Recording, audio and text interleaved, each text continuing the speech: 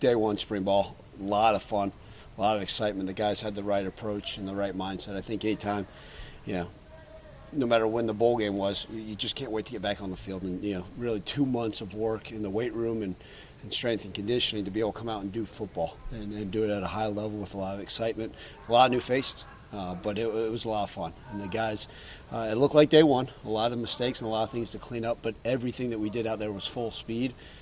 With the right mindset and the right approach with a lot of energy. So a day to build upon, but pleased. And certainly I'm going to turn on that film, and there's going to be a lot of great things, and then a lot of things we sit there and say we got to get cleaned up. And that's what we expect, just getting through it. But pleased with the progress, pleased to see them go out there and do things, and can't wait to get back out on Tuesday. And so going into spring ball, are you at a point where you're even thinking about in terms of what the team needs to improve from last year, or are you just in more individual, just getting these guys comfortable? Yeah, I think, Frank, we spent January and February really looking, okay, you do a self-scout, you look at the things you need to clean up, right? What can I get better as a head coach? And I think, what can we do better as a team, as a program? And you look at all those areas and try to figure it out. Obviously, you harp on those in the offseason and say, okay, how do we get better? Is it schematically? Is it culturally? Is it individually? And then you put it all together and hope it shows up in practices. And so, today we'll go out there and say, okay, was it ball security? Was it effort? Was it whatever it may be? In every practice, I think in spring ball, you're really going to get a chance to see things. But the unique thing is we're also building up, right? So today was just basic installation, right? Just still making sure the stances look the way they need to be, making sure the formations do. And we're not out there to out-scheme the offense or defense. We're just going out there to put in the plays to make sure that we're learning the system the right way. And then I think we see what are we good at, what are we bad at, and what can we correct. And I think that's a great thing about spring is you get 15 opportunities to figure it out, a lot of film, and we'll see. But, yeah, there are things from last season you say this got to change, we got to change, that we knew even going in. And then also, hey, it may be, Seth, let's fix your footwork. Let's really focus on that this spring. And every individual has a goal that they write down. We actually write down multiple goals, and we put them in the back of the locker, and every single one of them has a specific football goal. And so hopefully those goals we get to see what they do and how they look as they progress through the days. And I know last year, details was one of the hot topic words you used last year. Is this where that starts, the foundation of that part? Absolutely. You took the exact word I wanted to use, Frank, was the foundation of what we want this whole thing to look like, right? And the details of it is, if I don't care how many plays we run this spring, how many new concepts, what we do until the basic foundation of it, right? If we can't get our stance and our first two steps right, I don't care if it's a linebacker or a right guard, right, then we're not going to continue to do things. We'll take our time and make sure that all looks right, because reality, when you go back and you look at the season, you didn't sit there and say, okay, was it the play that we installed, November 2nd, the play that made the difference in the season? No, it's the base, the foundation, and making sure that those things are correct and look exactly the way we want them to. And so this is the building blocks of that. And, I always said obviously the 2023 football season started January 19th. We got everybody back. But today's the first practice amongst many, right? And you only get 12 guaranteed opportunities in college football every single year. Let's maximize every opportunity we have to come in between those white lines. I thought today they did a good job, but we got to continue to progress. You guys obviously made some recruiting improvements, trying to obviously get some more playmakers. You lost a lot of playmakers. How are you going to try to see which guys can kind of fill those shoes during the spring? Because obviously day one you're not trying to find that, but how do you try to find those guys during these next 15 practices? Yeah, I think, Evan, the unique thing is you'll see some stuff we already knew, kind of watching some of these guys run, oh, wow, he does some things. And you get ideas, obviously, based off their previous institution's film. Maybe this guy can fill a role or a need for us and be a difference maker on this team. But then I think what you do is we'll go back and we'll see some stuff today. Oh, wow, he can really do this, or he's got to improve upon this. But I think what you do is you never want to make overjudge quick reactions, right? Every single one of us as coaches are going to go and be like, wow, this guy's a difference maker, or this guy can't help us. And we got 15 opportunities to do so. I think where it really sees is, let's be honest, right? We're in underwear these next two practices. And then, when we start to put on the pads, get an opportunity to see what we're about. And then I think from there also, okay, when we get to those scrimmage opportunities. And that's kind of the key thing is, what's it look like when live football occurs? We're not going to do a ton of tackling, obviously, prior to those scrimmages. But, I think I'll be able to have some answers. I know you guys want to say, well, who stood out day one? Who did this?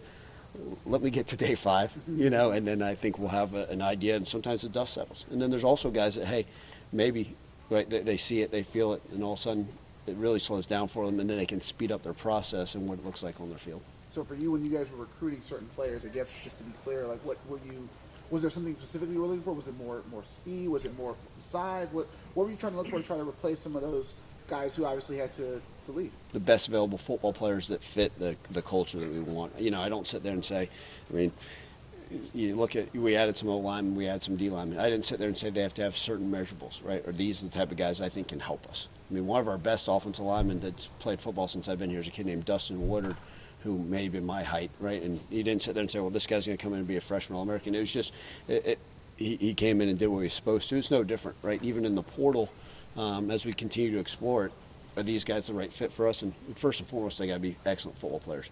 And generally, if we're bringing in a guy that's, unless it's a high school guy that we know we have time to develop, a lot of these guys we'll bring in the portal, we expect to have some type of impact. Now, we've also taken, like I've told you guys in the portal, knowing good and well, hey, this guy may be a redshirt candidate, or this may be a guy that a year from now, if he really starts to understand, but I think you bring in guys for competition that can come in and maybe make a difference, and there'll be some guys that are going to come in that we bought in that we know are going to start. And excited to kind of see how that all shakes out. But no specific, I didn't sit there and say we got to get fast. Yes, we want to be bigger, faster, stronger, and that sentiment will never change. But guys that are explosive, they can make a difference here. So obviously you've had some new additions to the staff, and so just how important is this part of the year for them to just get acclimated with the players and everything? Yeah, I think, Frank, well, that's one of those things, right? You add a new special teams coordinator, wide receiver coach, and offensive line coach. First off, they got to make sure they know where they're going on the practice field. So we actually do a walkthrough of practice. I'm one of those that I made the coaches. We walk through with our scripts, with the equipment managers, with their GEAs and QCs, and said, okay, here's where I'm going to stand during practice. And then after this period, here's where we're going to do this. And then, so, because it's like a map and a puzzle. Anytime you get that kind of practice and a lot of moving parts, making sure. But then they get a good familiarity, right? They may sit there in the classroom and go through some offensive or defensive installation, some special team stuff, but what's it look like on tape? What's it look like in the live rep, right? Going against another opponent. If you're doing a walkthrough on trash cans, it's a little bit different than when somebody's putting their hands on your throat and trying to see what they're capable of. So this is an excellent opportunity to kind of get a feel for our roster. Like I told you guys, we got a pretty high number on our roster. It'll give us an excellent opportunity to kind of see, okay, what do we look like as we continue to progress? I know this part probably happens in the interview process when you're picking your guys, but I guess, kind of one of those meetings like when you have a position coach and he's meeting with you and the coordinators and kind of just making sure you guys are all aligned on the same page and what this vision you guys want to look like. Yeah, anytime I've interviewed guys and throughout my career, even when I was a high school coach, Division III, NFL, anytime I've either sat in on the interviews or been part of that process, the biggest thing is this the right fit? Because if we bring in a coach, and not necessarily a friend, because I don't have many friends, much less in this profession, right? And so it's more, is this guy the right fit? Is this the person that I think that can make an impact on our student athletes? Get a feel for that person first. And then I want to see how well they teach. And what's happened is so many of these young coaches are great teachers by showing a PowerPoint, right? Well, anybody can type a darn PowerPoint. Can they show me on the board? Can they teach? How do they articulate it? So what I've done with every position I've ever hired is take me through day one installation of what you did at your previous institution and teach me just like I'm the incoming freshman, right? With Coach Myers. Hey, pretend like I'm Parker Peterson and Malachi Braylon. Teach me day one install as you know and show me what you teach at your previous place. And, and then you get a feel for how they teach, how they do it. And sometimes you got to tell the coach, slow down. No, I'm a 17-year-old freshman. I don't know what you're talking about. And so you get a feel for that. And then you get, there's other things, obviously, you want to hear about their individual drill, the experience, how the relatability, all those things. But it's all part of that process as well.